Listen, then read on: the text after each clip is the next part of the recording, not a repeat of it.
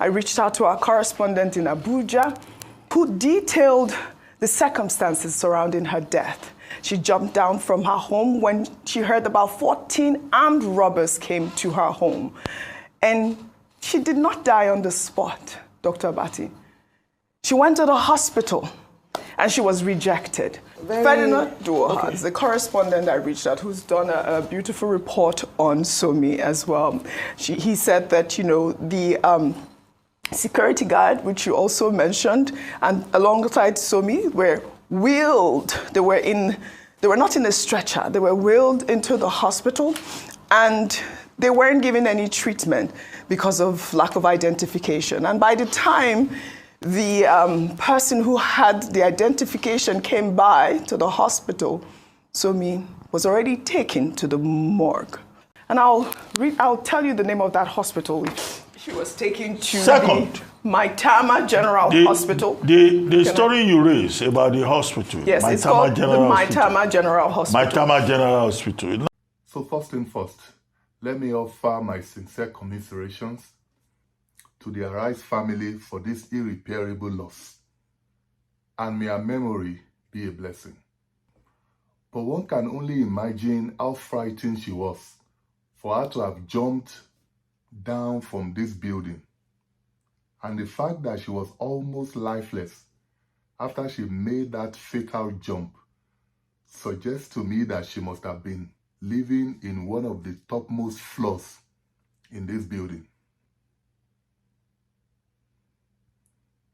And it might even not be out of place to assume that she landed on the floor on her head. Honestly, what happened to her is better imagined. And to think that she managed to make it to this hospital but was rejected makes it even more difficult to accept. But apparently, that hospital is notorious for such behaviors. So there's this trending matter about one lady that lost her life in Abuja, you know, in a hospital, in Maitama General Hospital. You would have seen the video. This is a picture of the lady. I won't really ask, you know, because the story is that they brought the lady and she was still alive. And then when they reached there, the people said they need a police report. This was a lady, according to the story, that was stabbed in one chance. Then they pushed her out of the vehicle. And now they rushed her to the hospital while she was still alive, breathing. The hospital say they need to bring police reports first before they attend to somebody that is losing blood.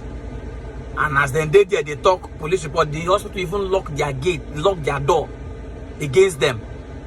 And the lady did there die. I won't really ask, but is there a law? Maybe I don't know the law well. Is there a law that says anybody then maybe chook knife or, you know, maybe them shoot or something? If you reach hospital, may nobody touch her until you bring police report. And if there is a law, I don't understand. Human life, and I don't get what is the value of life. Person will come, is still their life. You go, they say, may go bring police. I know. Okay. Oh God. So we moved from this to hospitals now demanding for identification before treating accident victims. And this is in a country where millions still don't have any means of identification.